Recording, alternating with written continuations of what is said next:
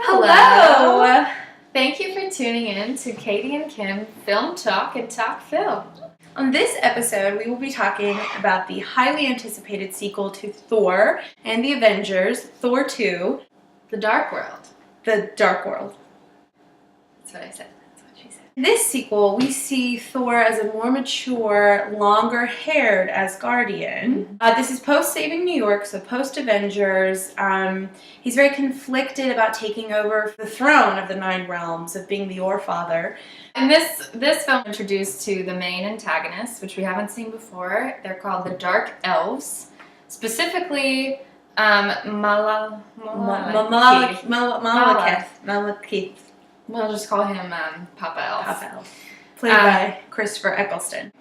So in a somewhat Lord of the Rings-esque intro battle scene, we learn that Thor's granddaddy, His grandpa.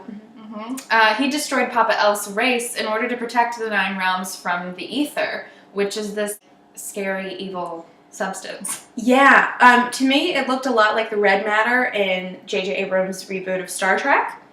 And to me it just looked like red rock candy. Yeah. Thor's grandfather thinks he's destroyed all these people, thinks he's buried the ether, but little did he know that the Earth rotates on a 5,000-year cycle, and that 5,000 years are up, and we cut to Jane Foster on a date in London with First date, maybe a Match.com Match.com. plentyofishinthesea.com. I am not Thor.com. I am not Thor.com, that's what it was. Her sidekick Darcy, who's played by Kat Dennings, reprising her role from the first movie, reprising, whichever it is. She says, hey, we're getting readings on our equipment, come with me. She goes with her to this abandoned lot. She goes off on her own. And she gets sucked into this other realm, and it's really creepy and dark, and the ether all of a sudden possesses her.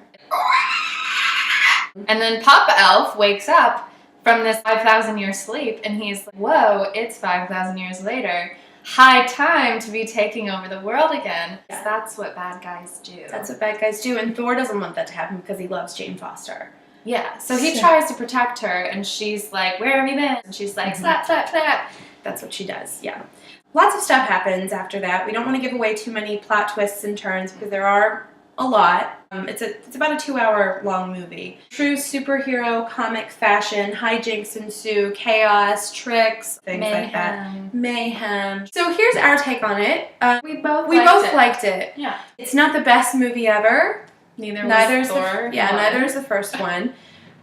But Tom Hiddleston and Chris Hemsworth are just the cutest. And just be forewarned about a particular scene. I don't know if it's been leaked yet, but some might call it gratuitous. I didn't find it gratuitous in any means. No, not. Chris Hemsworth, who may or may not be carved out of marble, has a half-nude, semi-nude from waist up, front and back, with muscles and... I think Katie was just like...